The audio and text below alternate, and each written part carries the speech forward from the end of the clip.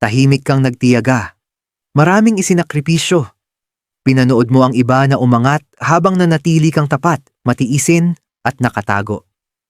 Pero sa Hulyo 5, 2025, mababasag ang katahimikan na yon. Magbubukas ang isang pintuan. At sa pagkakataong ito, nakasulat ang iyong pangalan.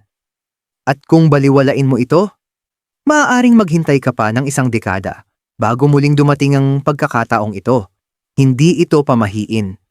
Ito ay pagkakatugma.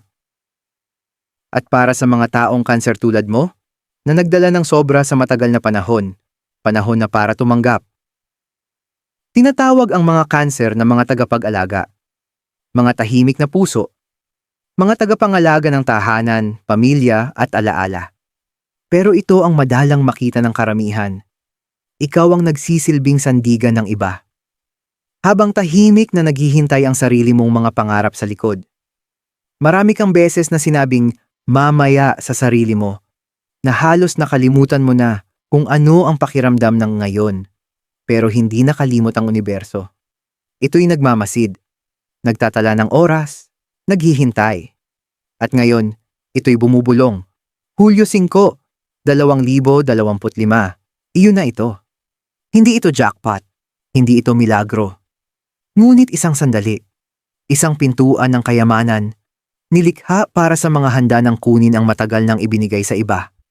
Halaga, karangalan, kasaganaan. Hindi mo kailangang habulin ito. Ngunit kailangan mo itong kilalanin. Dahil sa pagkakataong ito, hindi na ang pagbibigay ang hinihingi. Panahon na para tumanggap. Ang tahimik na paghahanda. Bago sumalubong ang alon, may isang sandali ng katahimikan. Walang ingay. Walang babala. Tanging tahimik na paghila ng isang makapangyarihang bagay na unti-unting nabubuo sa ilalim ng ibabaw. Diyan ka naroon. Ilang buwan na, baka ilang taon pa. Hindi natigil, pero naglo-load. Alam mo, madali lang sabihin na hindi sumusulong ang isang tao kapag ang mundo ay pumapalakpak lang sa malalakas na tagumpay. Pero ang mga kanser? Kumikilos ka sa mga paraang hindi napapansin ng iba. Gumagaling ka habang nakangiti. Natuto habang naglilingkod. Nagtulong sa iba habang tahimik mong sinasabi sa sarili, darating din ang oras ko. Naglakad ka sa mga disyertong pinansyal nang hindi humihingi ng tulong. Ipinagdiwang mo ang tagumpay ng iba habang itinatago ang sarili mong mga pangarap na parang lumang liham sa puso mo. At kahit ganoon, naroon ka pa rin. Dahil sa kaibuturan, kahit sa pinakamababang bahagi, naniwala ka, ginawa ako para sa mas marami pa. Pero hindi laging sapat ang paniniwala. Sinasabi ng mundo na mas magtrabaho ka ng husto, makipagkompetensya ng malakas, agawin ang kaya mo. At hindi iyon ang paraan mo. Hindi ka bagyo. Ikaw ang alon. At ang mga alon ay hindi nakikipaglaban. Sila ay tumataas. Iyan ang nangyayari. Hindi kabiguan. Hindi pagkaantala. Paghahanda. Habang mabilis kumilos ang iba, ikaw ay kumikilos ng malalim. Habang tumatakbo ang iba, ikaw ay nagtatanim ng ugat. At ngayon, nagbabago ang lupa. Nagbabago ang enerhiya. At ang lahat ng tahimik mong ginagawa, malapit nang umaling-aungaw, mga pawis ng nakaraan. Bago mo matanggap ang susunod na yugto, kailangan mong harapin ang mga dahilan kung bakit paulit-ulit kang umiikot sa mga nangyari noon. Dahil para sa maraming cancer, ang kayamanan ay hindi lang tungkol sa pera. Ito ay nakatali sa guilt, sa obligasyon, sa kaligtasan kaysa sa pagnanasa. Maging tapat tayo. Nakita mo ito? Marahil noong bata ka pa o hanggang ngayon, ang mga magulang mo ay nagtrabaho ng sobra para sa kakaunti. Sinabihan ka nilang, mag-ingat, kumuha ng matatag na trabaho, maging mapagpasalamat. Hindi dahil hindi sila naniniwala sa mga pangarap mo, kundi dahil hindi nila kaya. At kaya natutunan mo, ang pagnanais ng higit ay parang makasarili. Ang pagkuha ng panganib ay delikado. Ang pagpili sa sarili ay mali kapag ang iba ay naghihirap pa. Kaya kahit binigyan ka ng buhay ng pagkakataon, nag-atubili ka. Sinabi mo sa sarili mo, hindi pa ito tamang panahon. Naghintay ka. At naghintay. Hindi dahil hindi ka handa, kundi dahil nagdadala ka ng henerasyon ng takot. Takot sa pagkawala. Takot na maging masyadong ambisyoso. Takot na lumagpas sa papel ng tagapagbigay, tagatulong, tagasakripisyo. At iyan ang sumpa ng mga cancer, hindi ba? Mahal mo ng malalim, pero madalas kapalit ay sarili mo. Nagbibigay ka hanggang maubos. Naglilingkod ka hanggang maubos ang sarili. At pagkatapos ay nagtatanong ka kung bakit hindi nananatili ang kasaganaan. Pero ito ang katotohanang iniiwasan mo. Hindi ka sinumpa. Ikaw ay nakondisyon. Nakondisyon na maniwala na ang kaligtasan ay pagiging maliit. Na ang pag-ibig ay pagpapakasakit sa sarili. Na ang kapayapaan ay manatili sa iyong lugar. Pero hindi iyon ang tadhana mo. Iyon lang ang pagsasanay mo. Tinuruan ka ng nakaraan kung paano mabuhay. Pero ang Hulyo 5, 2025, iyon ang tawag para mabuhay ng tunay. Walang ulit-ulit na cycle. Walang paulit-ulit na emosyonal na kontrata. Dahil pag bumukas ang pintuang yon, hindi ka lang papasok sa kayamanan. Lalabas ka sa mga lumang pattern. Ipinapaliwanag ang pintuan. Ano ba ang pintuang ito na lagi nang pinag-uusapan? Ito ba ay mahika? Ito ba ay swerte? Ito ba ay isang horoscope hype na nagbibigay ng maling pag-asa? Hindi. Ito ay pagkakatugma. At ang pagkakatugma ay kapag sa wakas ay nagtagpo ang mundo sa bersyon mo na tahimik na nagbabago. Tingnan mo, ang pintuan ay hindi nagbibigay ng bagay mula sa wala. Ipinapakita nito ang mga bagay na matagal nang naghihintay para sa'yo kapag handa ka nang tanggapin ito. Isipin ito. Matagal ka nang nagtatanim ng mga binhi sa isang hardin. Pinapalago ito ng iyong pagsisikap. Pinapakain ng iyong pasensya. Pinoprotektahan ng iyong mga sakripisyo. Ngayon, Hulyo 5, 2025. Sa wakas, dumating ang ulan mula sa langit. Dumating ang araw ng panahon. At ang mga binhing iyon, handa nang umusbong. Ang pintuang ito ay hindi tungkol sa pagkakataon. Ito ay tungkol sa pahintulot. Pahintulot na sirain ang paikot-ikot. Na maniwala sa kasaganaan na umaapaw. Na tumanggap ng bukas ang mga kamay, hindi may kasalanan. Energetically, ang panahong ito ay parang isang kosmikong pintuan na maluwag na bumubukas. Nagbabago ang mga enerhiya ng zodiac. Nagigising ang mga impluwensya ng planeta ng Cancer. At bigla, ang mga pintuan na dati ay nakalak, nagsisimulang mabuksan. Pero ito ang hindi sinasabi ng iba. Kailangan mo pa ring pumasok. Ang pintuan ay nag-aalok. Hindi ito nagtutulak. Ito ay nag-iimbita, ngunit hindi nagtutulak. Hindi ito isang nakatagong milagro. Ito ay isang salamin. At kung lalampasan mo ito na sinasabing, hindi pa ako handa, o hindi ko ito karapat-dapat, ito ay magsasara. Hindi bilang parusa, kundi bilang respeto sa iyong pagiging handa. Kaya maraming tao ang pakiramdam ay wala naman nagbago. Dahil ang pintuan ay bumukas. Pero nanatili silang nasa lugar nila. Nagduda. Naghintay pa. Hindi pinansin ang pagkakataon dahil sa takot, bilis, o sobra. Huwag mong hayaan ito ang mangyari sa'yo. Ang Hulyo 5 ay hindi lang petsa. Ito ay isang bintana. Isang maikling espasyo kung saan nagtatagpo ang oras, enerhiya, at katotohanan. Hindi mo kailangang maging walang takot, pero kailangan mong maging handa. Dahil sa pagkakataong ito, Cancer. Hindi tungkol sa kung totoo ba ang pintuan, kundi kung handa ka nang pumasok dito. Bakit mahalaga ang Hulyo 5, 2025? May mga petsang dumaraan na parang mga bulong. At may mga sandaling dumadating na parang mga tugtog ng tambol mula sa langit. Ang Hulyo 5, 2025 ay isa sa mga kakaibang sandaling iyon. Hindi dahil nangangako ito ng kayamanan, kundi dahil nag-aanyaya ito ng pagkakatugma para sa mga Cancer na hindi pa nararanasan noon. Bakit ganito ang eksaktong petsa? Dahil sa araw na yon, isang pintuang pangkalangitan ang maluwag na bumubukas. At ito ay nakabukas para sa iyo, Cancer. Sa astrolohiya, Minamarkahan ng petsang ito ang bagong buwan sa kanser. Pero hindi ito basta-bastang bagong buwan. Ito ay puno ng lakas, makapangyarihan, nagpapagana. Ito ang nangyayari sa kalangitan. Ang buwan, ang iyong pinuno ay nagre-reset sa iyong sariling tanda. Nagdadala ito ng malalim na paglilinis ng damdamin.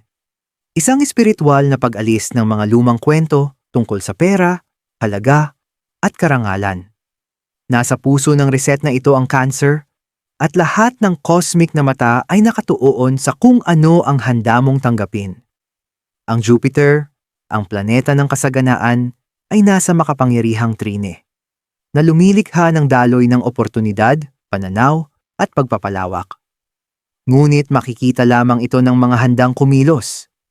At ang pinakamahalaga, ang Cancer-Capricorn axis ay dahan-dahang nagsasara ng dekadang karmic cycle. Ang axis ng tahanan laban sa pagsusumikap, puso laban sa ambisyon, paglilingkod laban sa katayuan. At ngayon, sa unang pagkakataon sa loob ng maraming taon, ang axis na iyon ay nakatuon sa iyo. Sa puso, sa pag-aaruga, sa kayamanang hindi lang pera, kundi makahulugan. Hindi ito tungkol sa panalo sa loto. Ito ay tungkol sa pagpasok sa isang timeline kung saan ang iyong damdamin at pagsisikap ay hindi nagtutulungan para magwasak, kundi nagtutulungan ng magkasama. Tingnan natin ito ng mas malapit sa iyo. Ilang beses mo nang nasabi sa sarili mo, kung mayroon lang akong pagkakataon, kung tama lang ang timing, kung hindi lang ako nagdadala ng sobra. Ang Hulyo 5 ang sagot mo. Ito ang sandali kung saan sumagot ang universo. Narito. Bukas ang pintuan, magaan ang pasanin, berde ang ilaw. Ngunit muli, hindi ito tungkol sa ingay mula sa labas. Maaaring hindi mo makita ang mga paputok. Maaaring walang senyalis sa langit. Dahil ang pintuang ito, tahimik itong kumakatok sa pintuan ng iyong sariling kaalaman. Mararamdaman mo ito bilang isang pakiramdam sa puso, isang biglaang kaliwanagan, isang paglalabas ng damdamin, isang matapang na, oo, parang maliit na mga bagay ito. Pero mararamdaman mo itong isang pagbabago na hindi mo maipaliwanag. At kung pagtitiwalaan mo ang pakiramdam na iyon, kahit kaunti lang para sundan ito, ang lahat ng tahimik mong pinaghirapan ay sisimulang umusbong. Kaya tandaan ang petsang iyon, Cancer. Hindi dahil sa takot, hindi dahil sa hype, kundi dahil sa pagiging handa. Dahil ang bukas sa Hulyo 5 ay magsasara lamang kung pipiliin mong manatili sa kung nasaan ka. Ano ang dapat mong ihanda ngayon na alam mo na ang darating? Ang tunay na tanong ay, handa ka na ba kapag dumating ito? Dahil ang pintuan ay hindi tungkol sa pag-agaw ng nasa kabilang panig. Ito ay tungkol sa pagiging taong kayang tanggapin ito ng buong buo, nang hindi sumusuko, sumasagasa sa sarili, o nagdududa. At para sa mga Cancer, ibig sabihin nito ay paghahanda muna ng panloob na espasyo. Magsimula tayo sa pinakamahalaga. 1. Bitawan ng hindi sapat na kwento.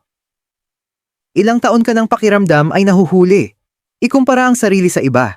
Pinanood ang mga taong may kakaunting puso na mas nakikilala, mas pinaparangalan. Dahil dito, nagduda ka sa sariling halaga.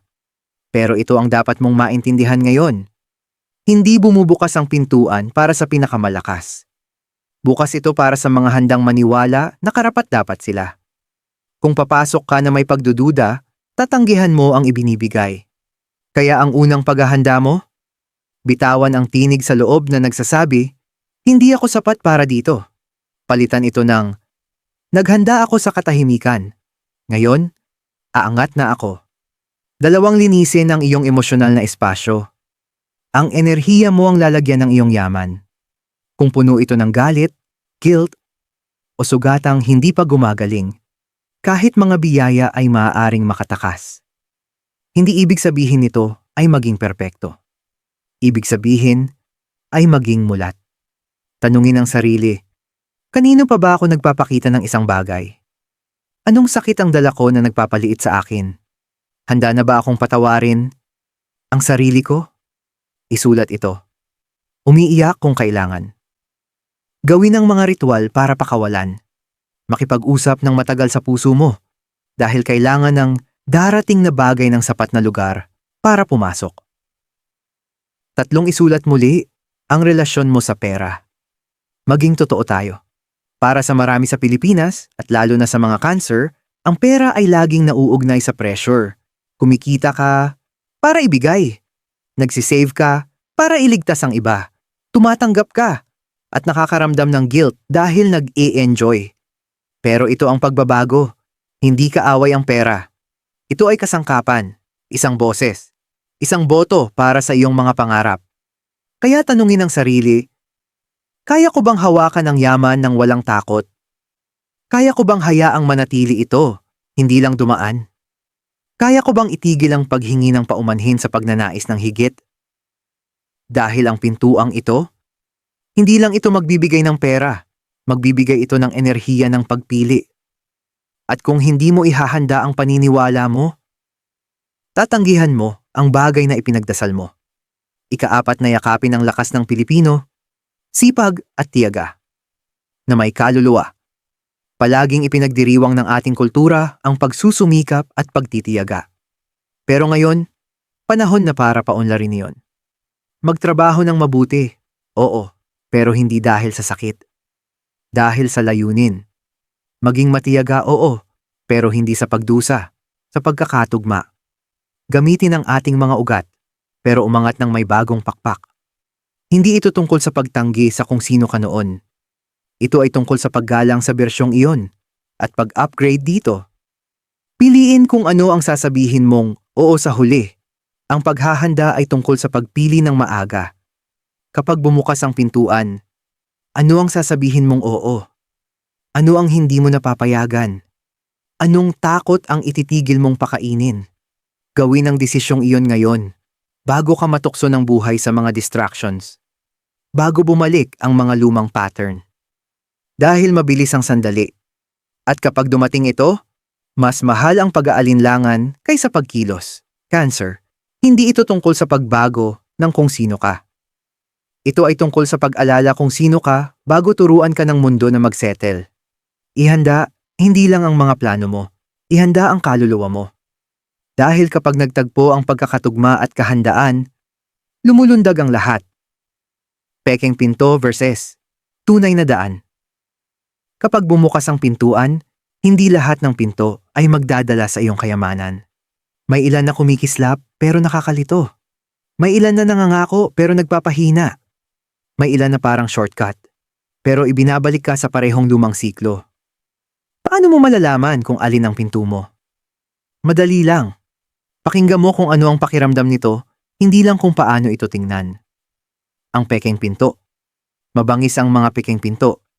Nagpapanggap silang tagumpay, pero dala nila ang bigat ng iyong nakaraan. Makikilala mo sila sa mga tanda na ito. Pinipilit kang lumiit para magkasya. Maganda ang bayad pero nauubos ang espiritu mo. Paulit-ulit kang pinapapatunayan. Pinagdududahan nila ang iyong intuwisyon.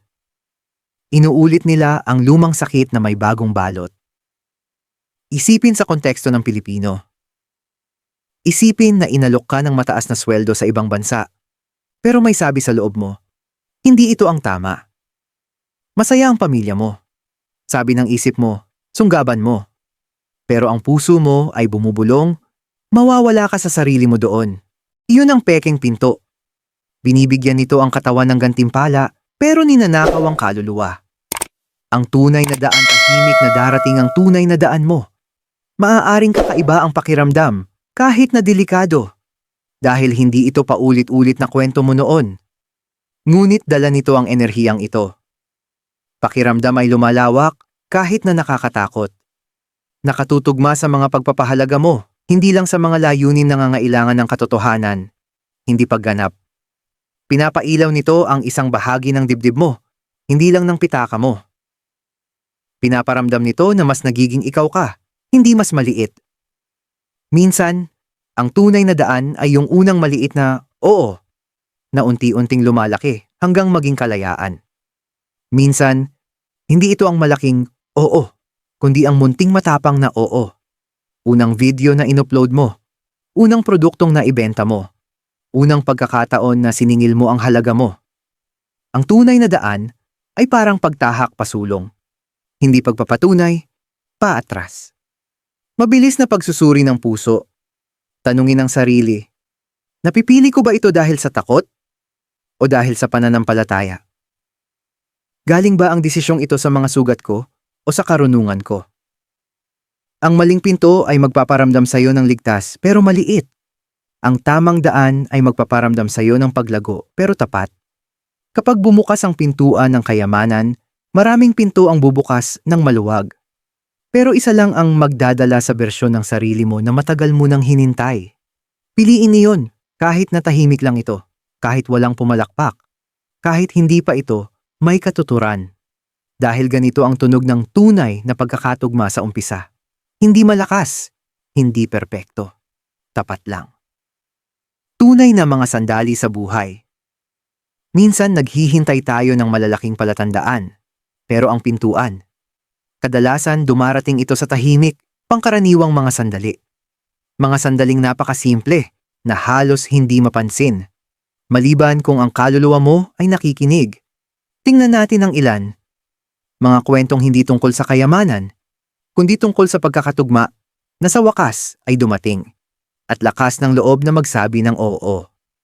Jonah, anak na OFW, Maynila. Palaging siya ang maaasahan. Tumutulong sa bayarin. Sinasabi lagi ang oo sa bawat pabor. Wala siyang sariling savings account. Puro resibo lang ng transfer. Pero sa Hulyo 5, naramdaman niyang may nagbago. Binuksan niya ulit ang maliit niyang negosyo sa Facebook, yung iniwan niya ilang buwan na ang nakalipas. Nag-post siya ng isang bagong produkto. Mga handmade na kandila. Pagdating ng gabi, sold out agad. Hindi pera ang ikinagulat niya, kundi ang pakiramdam. Pakiramdam na siguro sa pagkakataong ito, may makakamtan siya. Marco, ang mahiyain na musikero, Cebu. May boses si Marco mula pagkabata.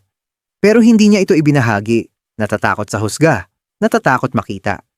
Sa Hulyo 5, hinamon siya ng matalik na kaibigan na mag-post ng cover sa TikTok. Isang take lang ang kuha niya, in-upload, at natulog. Pag umaga, umabot ito sa 20,000 views. Pero higit pa rito, ang mga komento ay nagsabi, kailangan ko ito. Nakagagaling ang boses mo. At sa ganoong sandali, napagtanto niya. Hindi tahimik ang talento niya. Naghihintay lang ito ng tamang makakarinig. Ana, ang pagod na arkitekto, Davao. Pagod na si Ana. Magaling siya sa trabaho pero nitong mga nakaraang panahon, pakiramdam niya ay wala ng laman. Mga deadline, pressure, perfeksyon. Sa Hulyo 5, sa isang maulang hapon, nag-sketch siya para sa sarili niya, hindi para sa kliyente. Ipinost niya ito ng walang pangalan sa Instagram. Sa loob ng isang linggo, may indie publisher na nag-message sa kanya. Gusto nilang makipag-collab. Tumingin si Ana sa mensahe. Nanginginig ang kamay niya. Hindi dahil sa takot, kundi dahil sa pakiramdam na sa wakas ay nakita na siya ng mas malaki pa sa lohika. Tatay Ben, ang tahimik na kusinero, Bicol. Nagluluto si Tatay Ben para sa mga events ng barangay niya ng 20 taon. Hindi naniningil, hindi humihingi. Parang paraan lang niya ng pagpapakita ng pagmamahal. Sa Hulyo 5, sinorpresa siya ng pamangkin niya, estudyante sa marketing. Nag-launch siya ng food vlog gamit ang mga recipe ni Tatay Ben. Sa loob ng ilang araw sumikat ito. Nagsimulang umorder ang mga tao. Gusto rin ng iba matuto. At si Tatay Ben, na dati ay inisip na masyado na siyang matanda para magsimula, bumulong sa sarili. Siguro, nagsisimula pa lang ito. Ang pattern sa likod ng mga kwento. Wala sa kanila ang nangahas habulin ng yaman. Hindi nila pinilit ito. Wala silang business plan o 5-year vision board. Nakinig lang sila. Sinundan nila kung ano ang magaan sa pakiramdam. Kung ano ang totoo. Yung dati nilang pinipigil. Pero bigla, sa araw na yon, naramdaman nilang handang magsabi ng oo. Ganito gumagana ang pintuan ng kayamanan. Hindi ito kailangan ng drama. Kailangan nito ng kahandaan. Kailangan nito ng isang matapang na hakbang na nagsasabi, siguro, karapat-dapat din akong magkaroon nito. Pangwakas na pagninilay, Cancer. Palagi kang nakararamdam ng malalim. Higit pa sa ipinapakita mo. Higit pa sa napapansin ng karamihan. Dala mo ang mga kasaysayan sa iyong mga buto, mga alaala ng pamilya, mga emosyonal na utang, mga tahimik na panalangin na binigkas sa 2:00 ng umaga habang walang nakikinig. At sa loob ng maraming taon, sinasabi mo sa sarili mo na ang trabaho mo ay magtiis, manatiling matatag habang ang iba ay lumilipad, magmahal, kahit na nauubos ka. Pero paano kung sa pagkakataong ito, nais kang mahalis pabalik ng universo? Paano kung ang sandaling ito, ang kakaiba tahimik na paanyaya sa Hulyo 5, 2025, ay hindi lang isang petsa sa kalendaryo, kundi isang banayad na kosmikong kamay na nagsasabi, gawa mo na ang lahat. Ngayon, hayaan mo itong dumating sa'yo. Hindi mo kailangang habulin. Hindi mo kailangang maging mas malakas, mas mabilis, mas marami. Kailangan mo lang maging tapat sa sarili tungkol sa gusto mo.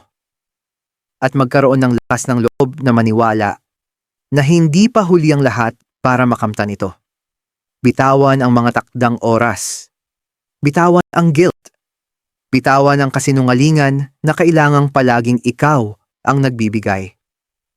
Ang pintuang ito, hindi ito narito para gawing mayaman ka sa bilang. Narito ito para gawing buo ka sa espiritu. Para ipaalala sa'yo na ang kayamanan ay hindi lang kung ano ang kinikita mo, kung ano ang ligtas mong pinananatili, kung ano ang pinapayagan mong pumasok, kung ano ang hindi mo na pinapalayas. Kaya umupo ka rito. Hayaan mong dumaloy ito sa dibdib mo kung doon ba o hindi bilang pasanin, hindi bilang hula, kundi bilang pahintulot, para tumanggap, para lumambot, para umangat, sa wakas, hindi lang para sa iba, kundi bilang paggalang sa sarili. Karapat-dapat ka sa sandaling ito. Hindi dahil ikaw ay perpekto, kundi dahil hindi ka tumigil sa pag-asa, kahit na masakit. Paanyaya sa panloob na pag-aalaw ngayon, alam mo na, hindi lang ang petsa, hindi lang ang pintuan, kundi ang katotohanan kung sino ka nang naging. At ang natitirang tanong ay, hahayaan mo bang magsimula ito? Hindi sa pagmamadali, hindi sa ilalim ng presyon, kundi sa isang maliit, banal na oo. Dahil ito ang tahimik na katotohanan tungkol sa mga pintuan, hindi sila sumisigaw. Hindi sila nanghihingi, bukas lang sila. At kung naroroon ka, kahit isang hininga lang, mararamdaman mo ito. Yung munting hilab, yung mainit na hatak, yung bulong ng kaluluwa na nagsasabi, ito na. Lumakad na. Hindi mo kailangang sabihin sa mundo. Hindi mo kailangang alam lahat ng sagot. Kailangan mo lang kumilos. I-post ang bagay. Isulat ang ideya. Tumawag. Sabihin ang oo na matagal mo nang iniiwasan. Sabihin ang hindi na sa wakas ay magpapalaya sa'yo. Kahit nanginginig ang boses mo. Kahit walang pumalakpak. Kahit walang nagbago agad. Dahil ang tunay na kayamanan, nagsisimula sa sandaling iyon, kapag tumigil kang ipagpaliban ang kapangyarihan mo. Kaya Cancer, pag dumating ang Hulyo 5, huwag maghintay ng mga paputok. Makinig ka sa katahimikan, damdamin ang pagbukas, at lumakad. Dahil pagkatapos ng lahat ng taon na ibinigay mo, ang sandali ay nagbibigay na pabalik, at ang tanging kailangan nito ay ikaw.